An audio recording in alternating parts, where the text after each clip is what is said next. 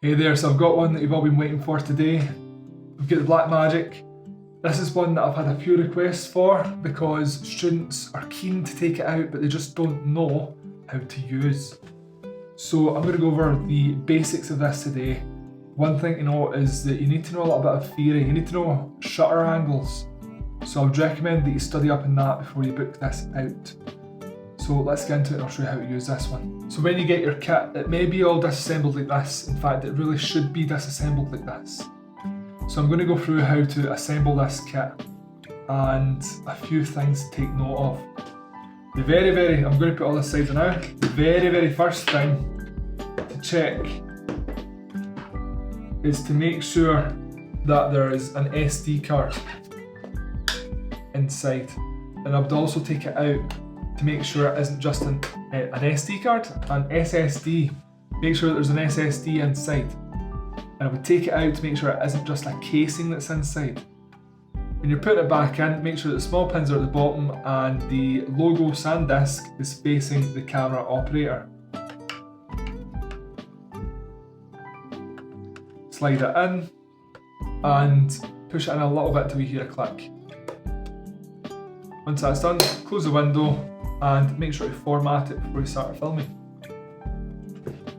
So to put a lens on, usually I would have the 24-105 lens. That actually comes with the Blackmagic kit. I do not have it currently as a lecturer has it, so I'm stuck with a 28-80mm. The lens goes on just the same as any of your standard cameras. The one thing to know is it only takes EF mounts. So Canon EF mounts is all it takes. So essentially, if your lens has got a red dot, you're fine. It does not take the white dots.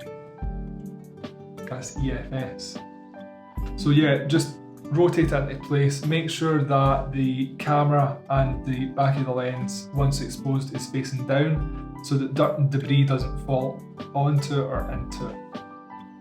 Again, you should know that by NQ. Here we have a sort of viewfinder shield. It helps you with reflections and sunlight if you're struggling to see.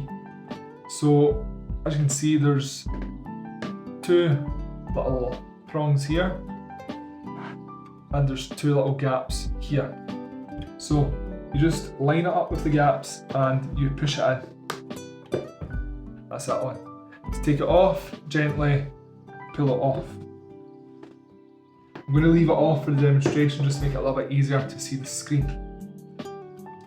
Now this is the main bit to take note of, is the battery pack. This is your battery pack. I'm going to slide the battery out now, so take the battery out. You get a little latch here. You need to pull this out and push the battery out, okay? That latch keeps the battery in place. Put it back in. You line the battery up with the grooves and you push the battery in. It's kind of hard to see, but you push the battery in and then you push the battery in towards the house and then you push it towards the cable. At the moment I'm going to take the battery out to mount the charger, the battery holder to the camera. This is one key thing that you'll need.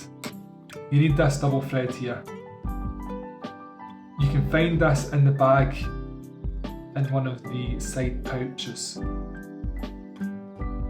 The camera only takes a smaller thread, and as you can see when you look at the battery housing, only the absolute far away hole is used. So make sure the cable is to the left hand side and line up your housing. Once it's lined up with the threads on top, you want to thread it in just until it's tight. You do not want to over tighten this because you will never get it off. Once this is in, as you'll see, I've attached a sort of Velcro thing here, alright? You're going to want to attach this because this cable can be quite annoying. It can slacken off and you'll lose power to the camera if it does. So what I've done, just as a sort of cowboy's fix, is I've just put on a little bit of Velcro to try and keep the camera in place. So what I'll do is plug it in, push your cable down so it's taut, bring your Velcro up and just fasten it to the bit of Velcro that's on the body of the camera. So once your battery housing is attached, just attach the battery the way that I showed earlier. So line the grooves up,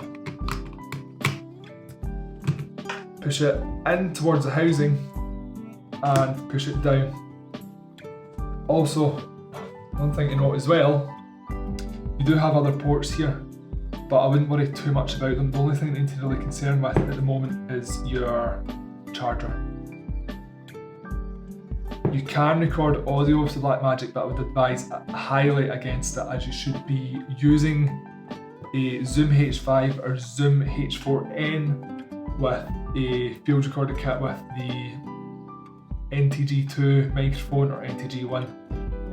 Do not use a Blackmagic camera to record audio, as the Blackmagic is loud with the fan and you do not want that in your audio. You shouldn't be using the camera audio for your projects. So when you look at the back of this, it is actually a very simple layout. The buttons tell you exactly what it does. You get your focus here. If your autofocus is on the lens, that'll focus for you. So the iris button sort of adjusts the settings for you. If your shot is a little bit over or underexposed, the camera will adjust your ISO and other settings appropriately to try and make sure your shot is properly exposed. This bit here is your playback, and that's a record button. I should also note as well, there's a record button on the front of the camera. This isn't just for decoration, that is also a record button. You press that in, it will start to record. So record button, playback, your menu button and your power button. Turn the camera on, I should have said at the start. Press and hold that for a few seconds, and again to turn it off, press and hold for a few seconds. So let's get into the menu. The bottom three are toggled on and off settings. So you get your focus peaking, your meters and your frame guide.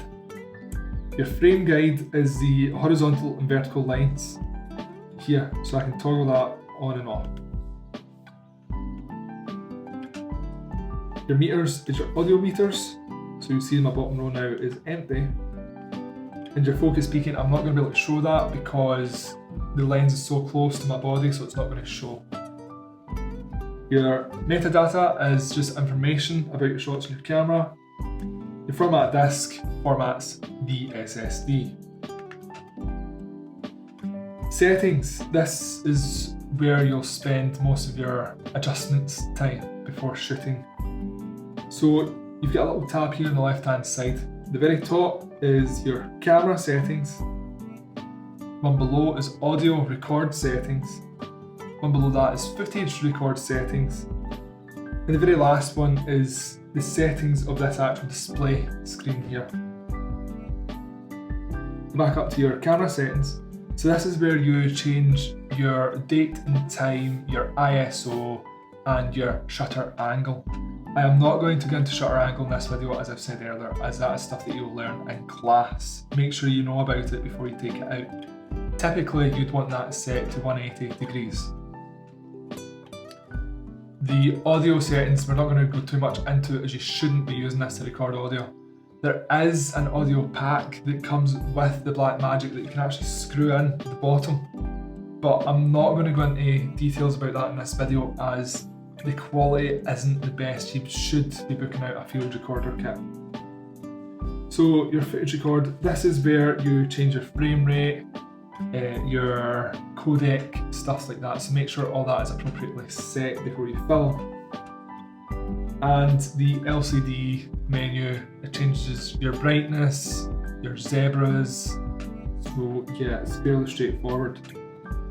And honestly, that is it to this camera. There is nothing else to it. It is really simple to use. So don't be scared to take it out and try it out yourself. So that's going to come out there for this one today. As you can see, it is fairly simple, there's not much to it. So don't be scared to take it out, but again, just remember to study up on your shutter angles so that your settings are appropriately set. Alright, so thanks again for watching, I'll see you in the next one.